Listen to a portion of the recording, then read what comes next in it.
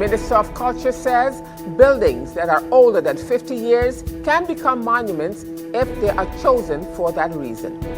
Prime Minister says she will be calling the SCDF in for a meeting for what will be happening in April of 2021. And workers at Mullet Bay Tower say they are facing a situation that is unbearable.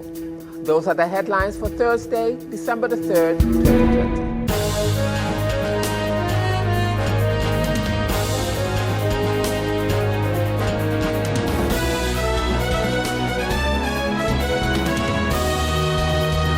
Season's greetings, everyone. This is SXM Daily News, and I'm Valerie Van Putten.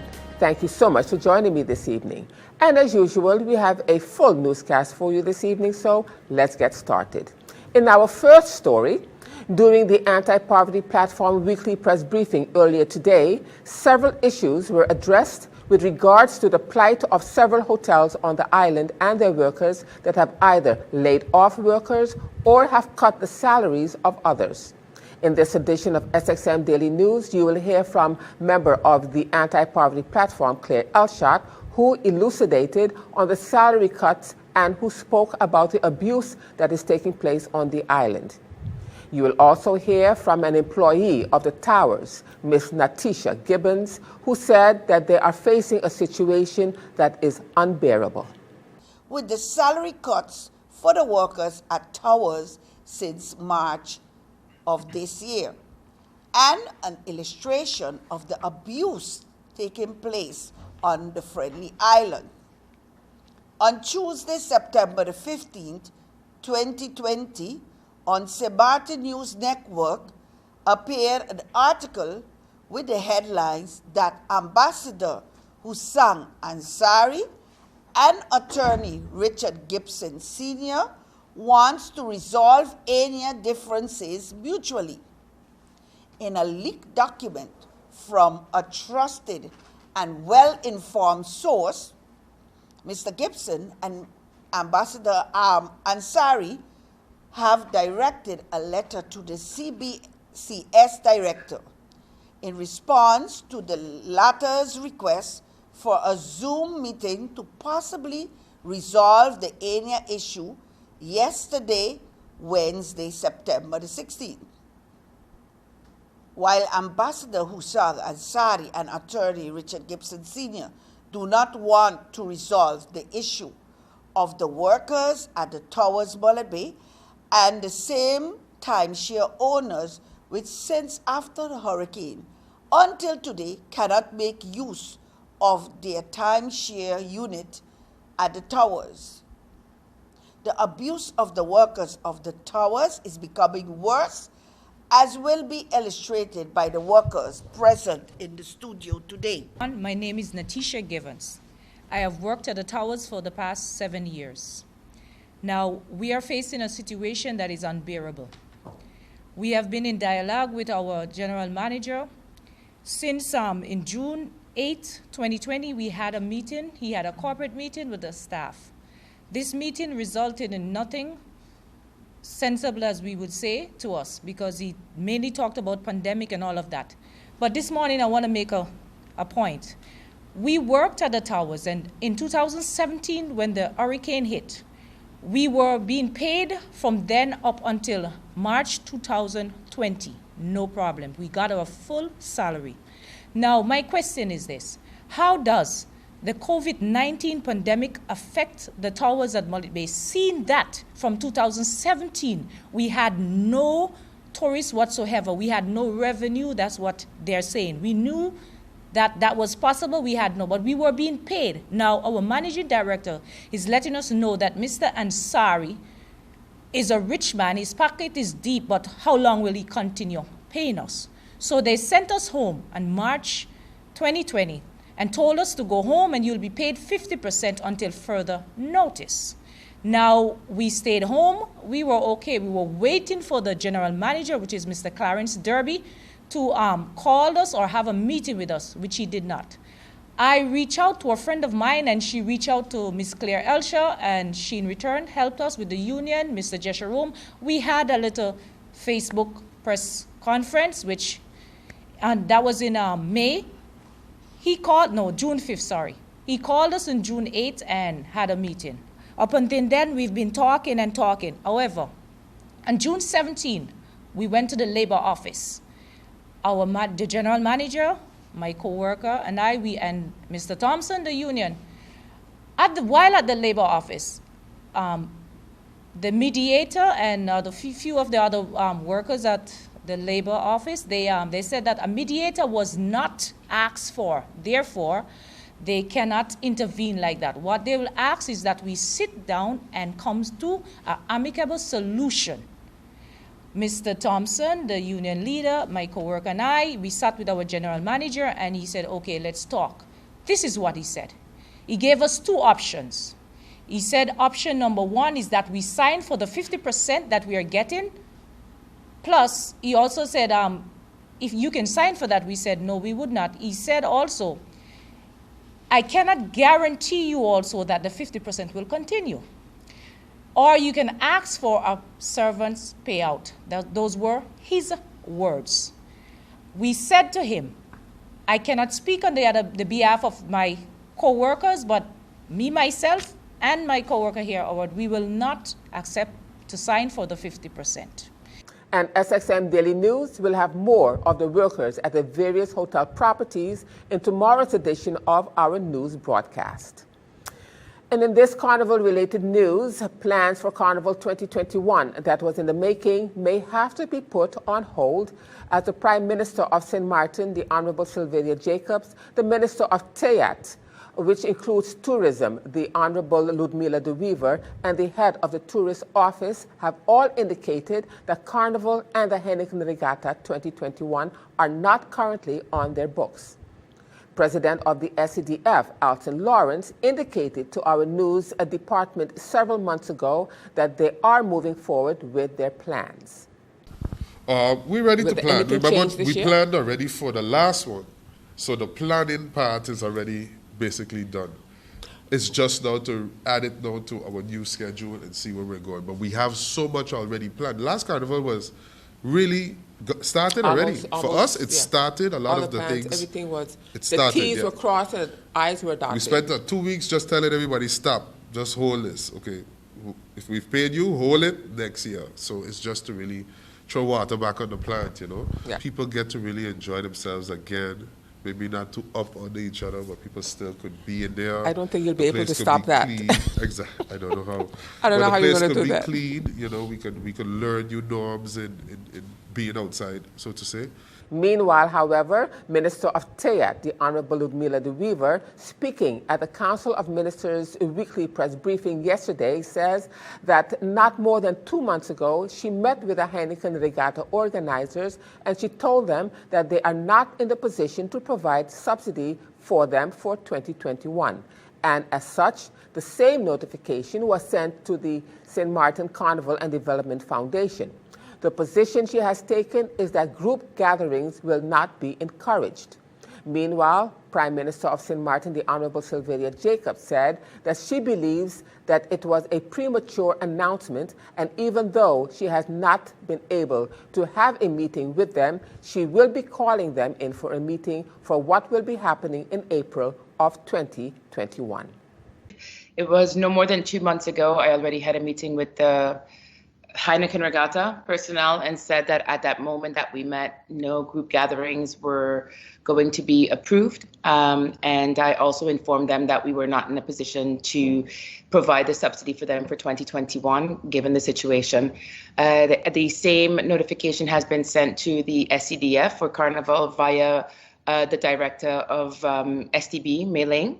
I also informed them that the subsidy they normally receive from Tayat will not be available as of the time that we met. As of today, it is still not available. The position that I have taken is that group gatherings will not be encouraged.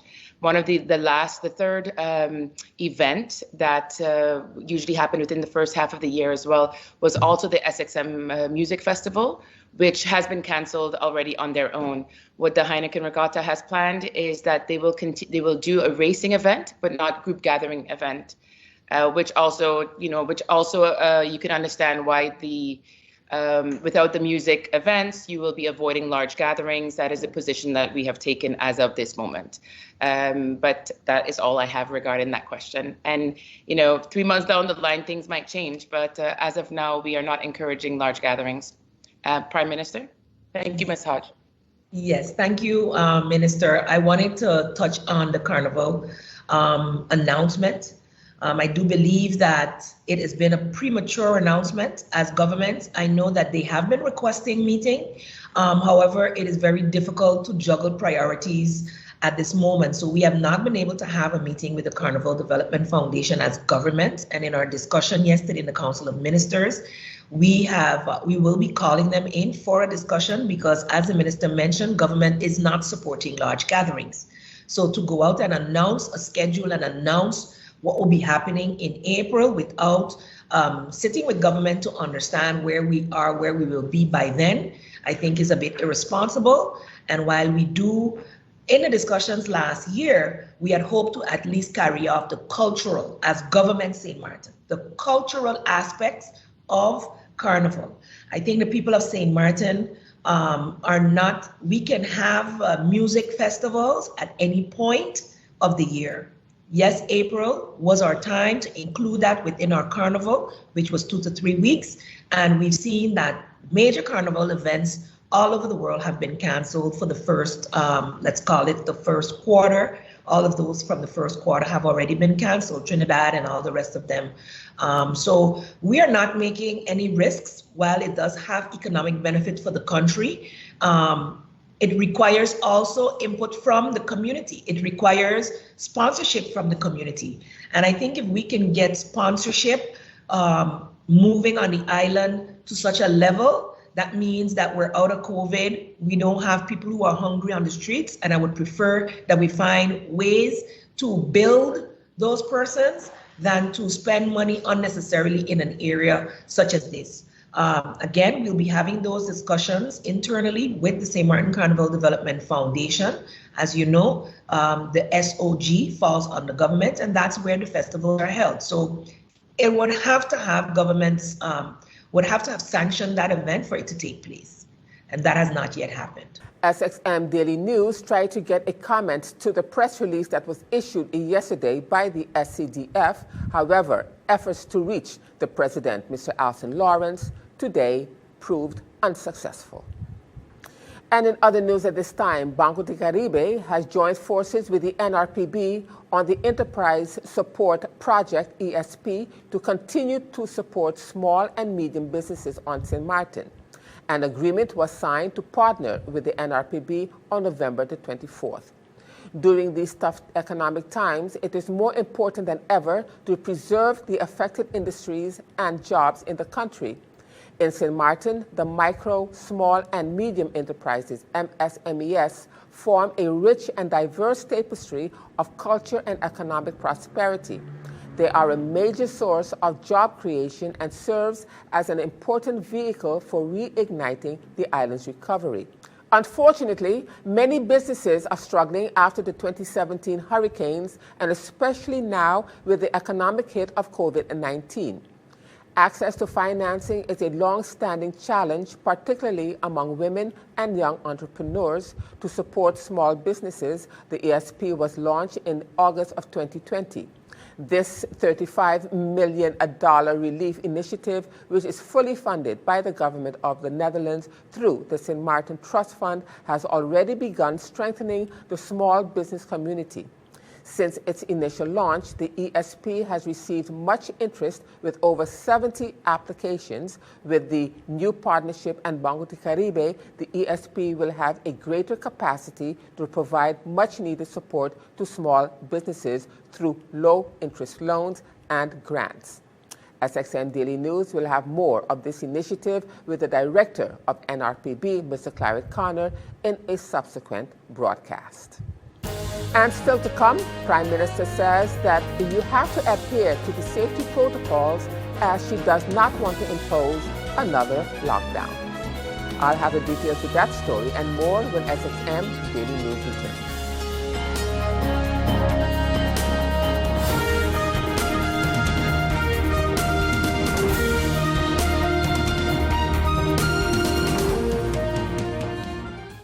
GEBE has been faithfully serving the communities of St. Martin, powering your home and our economy. Come rain or shine, our qualified team of professionals are working hard 24 hours a day to provide you and your family with safe, reliable electricity and water. We use the latest technologies and test our products daily to maintain the highest international standards. Our friendly staff is always there to assist you, whether in person, over the phone, or online. We are committed to constantly improving our products and services, making them more efficient, effective, and environmentally friendly to serve you better today and our next generation of clients tomorrow. GEBE, powering a brighter future. Our friend Megawati is here with tips to save you energy. 1. Turn your airco temperature up. 2. Use a ceiling fan instead. 3. Buy energy-saving products. Save some green with NVGEBE. Welcome back, viewers. You're watching SXM Daily News, and I'm Valerie Van Putten. In more news at this time, the Prime Minister of St. Martin touched on the safety aspect as it is being noticed in the community that they are not adhering to proper safety protocols. Many people are still walking around without the proper protection. The Prime Minister says that we know what we are dealing with, and she is reminding the community on a very regular basis that you have to adhere to the safety protocols, as she does not want to resort to yet another lockdown. It is clear that I could tell you, and the minister can tell you,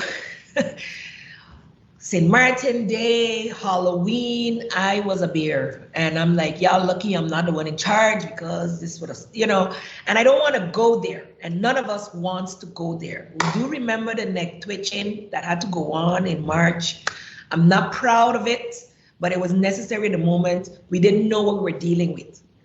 7-8 months down the line, we know what we're dealing with. It's a virus that spreads by contact.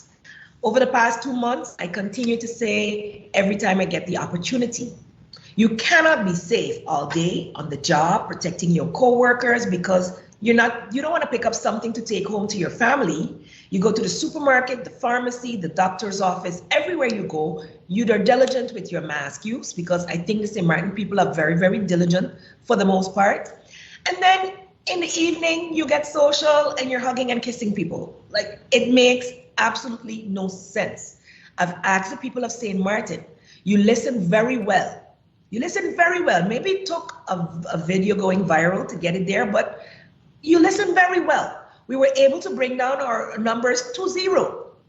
At the end of the day, it was through partying and whatnot, mixing and mingling with people who may have traveled or not, that sent it spreading again.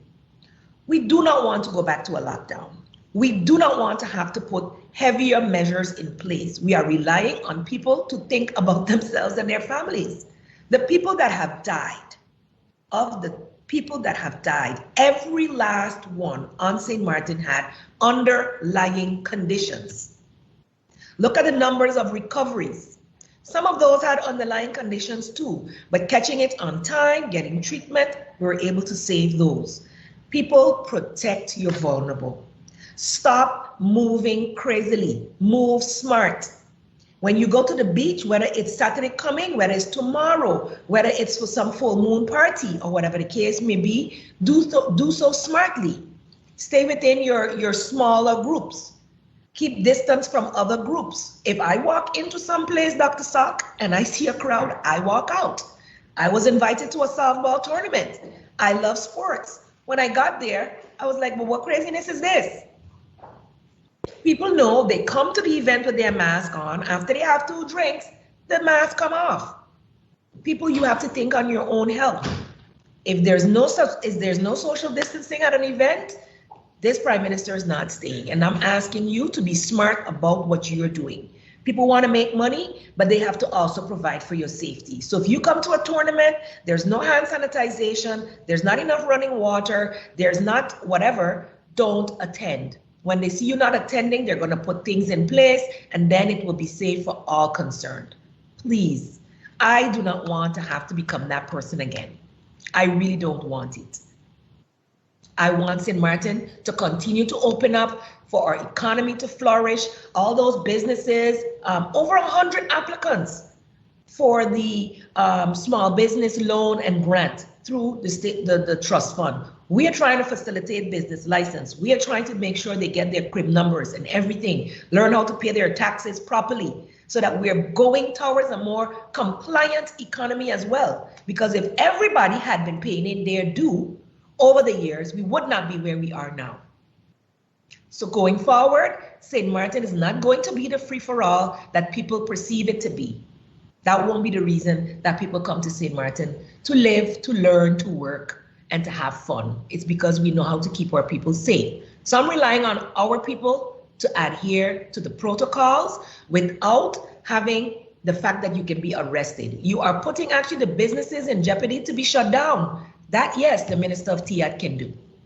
And as we continue now in other news, the House of Parliament sat in a public meeting on Tuesday last, December the 2nd, with the Minister of Education, Culture, Youth and Sport to discuss the state of the monuments on the island and the backlog at the Monument Council, as well as the relevant departments for monument owners who wish to repair their properties.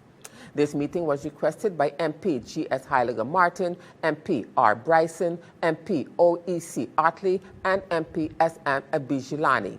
Minister of Culture, Youth and Sport, Dr. Rondes Rodolph Samuel, in his presentation said that one of the remarkable things that happen in life is that things take on a value or a meaning of its own. Buildings that are older than 50 years can become a monument if they are chosen for that reason. And he expounded further.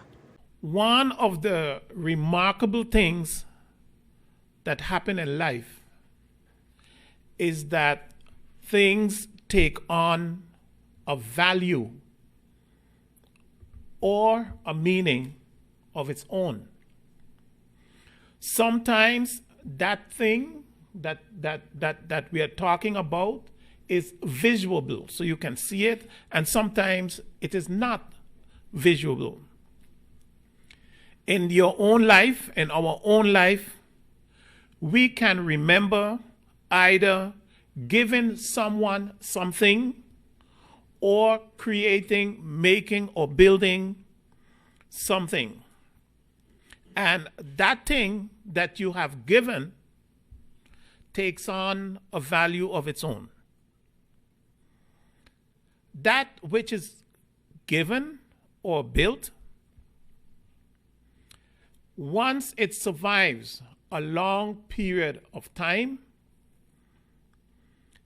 it not only takes on a value of its own, but others who it not even belongs to begin to lay ownership to it. So you can imagine there might be a building or something that happened, and it is there for a long period of time, and the public began to lay ownership to it. When this happened, rules and regulations are enacted in order to make sure that that which now becomes, important to the public is protected. You cannot just move it anymore.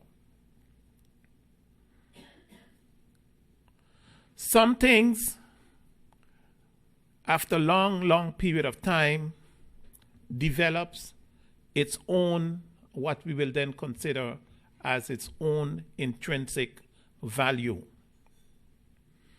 I can remember the Black Rock in Sucker Garden, where the horse race started. I know the Rolandas Canal has taken on values of its own. Here in St. Martin, there are buildings, and one of the most noticeable ones would be the courthouse building in Phillipsburg. It is now in such a state that it has taken on a value that the whole public decides that now belongs to the people and it must be protected. And as we continue now in this COVID-19 local update, As of December the 2nd, there were 20 persons who tested positive for COVID-19. However, there was a recovery rate of 3 persons, bringing the total active cases to 91. The total number of confirmed cases is now 1,092. The Collective Prevention Services, CPS, are monitoring 86 people in home isolation. 5 patients are currently hospitalized at the St. Martin Medical Center, and the total number of deaths due to COVID-19 remains at 25. The number of people recovered since the first case surfaced on St. Martin has increased to 976. 165 people are currently in quarantine based on contact tracing investigations carried out by CPS of persons who may have been in contact with any of the active cases. The Ministry of Public Health, Social Development and Labor, VSA, the Airport Health Team, in collaboration with the Healthcare Laboratory St. Martin, HCLS, has tested 1,503 travelers arriving at the Princess Juliana International Airport, and CPS has tested 7,893 people throughout the community.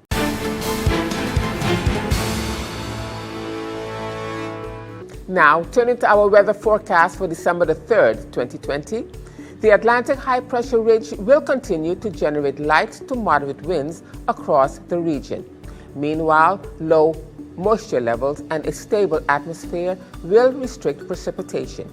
Seas are expected to peak at 7 feet before subsiding on Saturday. Small craft operators and sea bathers should continue to exercise caution. So the outlook through Saturday midday: fair to partly cloudy with a brief local shower possible. Now, let's turn to your 3-day forecast.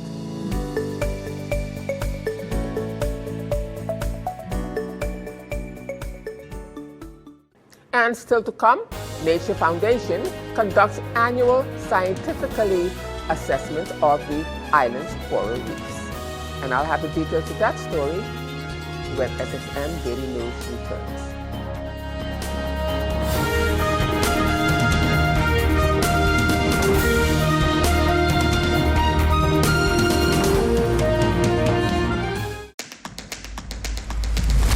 The innovative Banco Matico contactless smart card.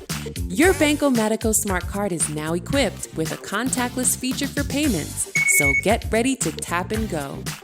Contactless payments are fast, easy, secure, and accepted worldwide at all Maestro-enabled contactless terminals. Tap for transactions equivalent to or less than 100 NAF, or the US dollar equivalent. You will receive notifications via email anytime you tap. Tap, tap, and pay fast with WIB. For more information, visit our website at wib-bank.net. Tap and go with your partner in progress. And as we end this edition of SXM Daily News for this evening, the Nature Foundation St. Martin has once again scientifically monitored the state of the country's coral reefs to determine coral reef changes over the years with the assistance of the Dutch Caribbean Nature Alliance, the DCNA, and the director Tatjo Bedvoets. Ocean Explorers Dive Centers also generously provided assistance by lending their boat to the Nature Foundation staff as the foundation's boat is in repair. Each year, reef monitoring is conducted according to the Caribbean scientific monitoring methods to determine the health, composition, and state of our coral reefs. The foundation is worried about the current state of the reefs surrounding St. Martin. Large amounts of wastewater will end up in our ocean, and the new coral disease, stony coral tissue loss disease, are threatening the existence and recovery of St. Martin's coral reefs. Additional protection of coral reefs, coral restoration, and proper wastewater treatment is needed on St. Martin in order to ensure coral reef existence in the future, the release reads in part. And with that, viewers, we've come to the end of this edition of SXM at Daily News. I am Valerie Van Putten, thanking you so much for tuning in this evening. And just a reminder that this and other programs are available online. Simply log on to stmartinmediacenter.com for viewing. And on behalf of the SXM Daily News team, we thank you so much for watching and plan on meeting you right back here again tomorrow.